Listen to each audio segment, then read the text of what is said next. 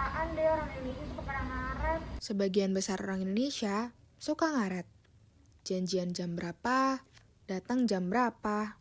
Contoh tersebut merupakan bentuk chronemics, komunikasi nonverbal tentang bagaimana seseorang dapat menghargai waktu. Hai Nadine. Sorry ya, gue telat. Lama banget sih. Tumben lo hari ini wangi banget, lagi pakai parfum apa? Iya nih, kemarin gue habis beli parfum baru. Gue mau lihat dong. Bentuk komunikasi nonverbal lainnya adalah olfatics, yaitu studi tentang bagaimana aroma mempengaruhi interaksi dalam komunikasi. Aroma itu punya kekuatan untuk menarik perhatian, mempengaruhi mood, sampai membentuk pandangan kita terhadap seseorang.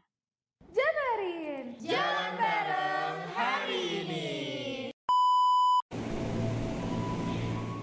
Kalian pernah tahu cross cultural communication nggak? Itu loh, tentang cara kita berinteraksi dengan orang yang punya latar budaya berbeda dari kita.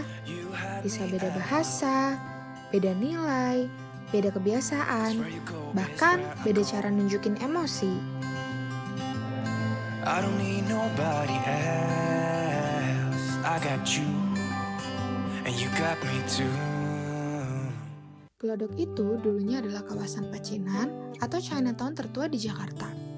Wilayah ini dibentuk pada abad ke-18 ketika pemerintah kolonial Belanda memindahkan komunitas Tionghoa dari dalam tembok Batavia keluar kota ke daerah yang sekarang disebut Glodok.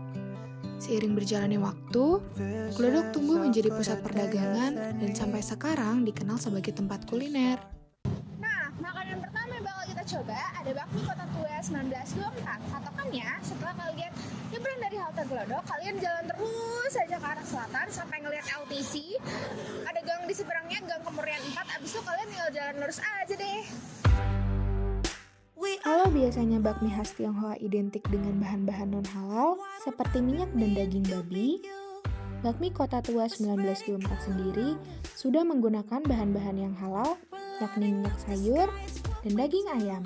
Saya mau pesen bakmi spesialnya satu sama nanti pakai ice sama. Oke, siap. Kopi spesial satu, ice satu. Nah, dalam percakapan tersebut merupakan contoh low dan high context, di mana penjual hanya memastikan pesanan pembeli tanpa berbasa-basi membahas hal lain, dan juga memberikan gestur jempol serta anggukan kepala sebagai bentuk pemahaman atas pesanan pembeli. Buat yang belum tahu, high context communication adalah gaya bicara yang tidak diucapkan secara langsung, atau biasa kita kenal dengan percakapan yang penuh basa-basi dan bisa diiringi gesture. Kalau low context, penyampaian pesannya disampaikan secara langsung, jelas, dan tidak bertele-tele.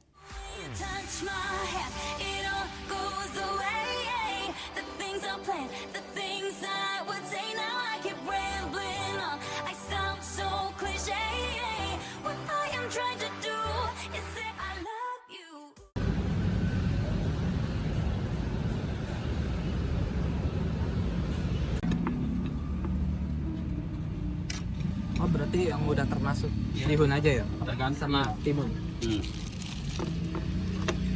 Tuh tinggal toppingnya mau pakai apa? Oh, oke. Mungkin saya pakai telur boleh, Kak? Ya boleh, telur apalagi gitu. Terus pakai udangnya? Udang satu sama telur. Iya. Iya, itu. Percakapan tersebut merupakan contoh low context communication. Komunikasi sang penjual sangat jelas dan simpel. Pertanyaannya to the point dan tanpa basa-basi untuk menghindari kesalahpahaman pesanan.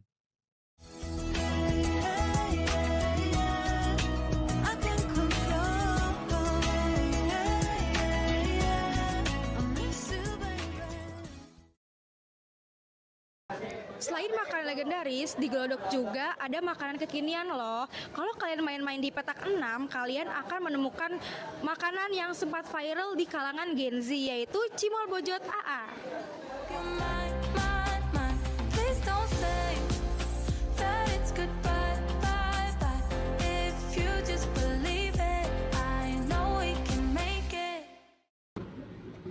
Ini rasanya tuh enak banget.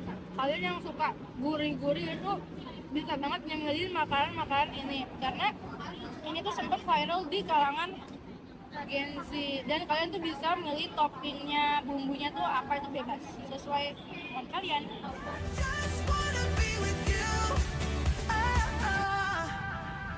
Sebagai penutup, makanan terakhir yang akan kita coba itu ketoprak. Ketoprak merupakan kuliner khas Betawi yang mencerminkan perpaduan budaya dan kesederhanaan masyarakat Jakarta tempo dulu. Makanan ini dipercaya berkembang dari pengaruh Jawa dan Tionghoa.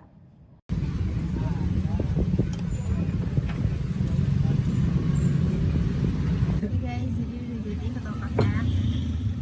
Jadi gue mau nyobain.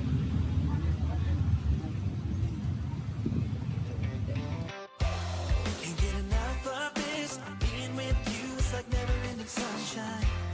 Feels like everything stops for a while when we look into each other's eyes. How could I ever let you go now when you're looking like that?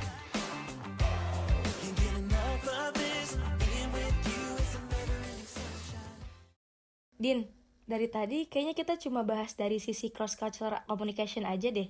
Kira-kira ada nggak sih hubungannya sama karakter building? Ya ada dong, tadi lihat kan di awal, terdapat contoh yang menggambarkan kuadran B yang dikenalkan oleh Nat Herman. Kuadran B, apaan tuh? Jadi, Nat Herman itu membagi brand model manusia ke dalam 4 kuadran. Ada kuadran A, B, C, dan D. Nah, kuadran B itu adalah tipe orang yang detail, terencana, terorganisir, dan sistematis. Sehingga kekurangan orang tipe ini tuh kurang fleksibel. Jadi, pas udah buat rencana dan tiba-tiba berubah, pasti akan mempengaruhi moodnya. Gimana? Seru kan jalan-jalan sambil belajar bareng? Sekarang, kalian udah tahu apa itu cross-cultural communication, dan ternyata ada nilai karakter buildingnya loh di dalamnya, mulai dari cara kita menghargai perbedaan, memahami sudut pandang baru, sampai melatih empati dan kemampuan beradaptasi. That's it for today. Until next time. Bye!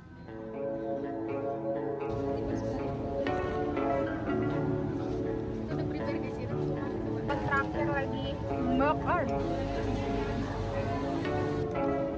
Hai. Ngapain?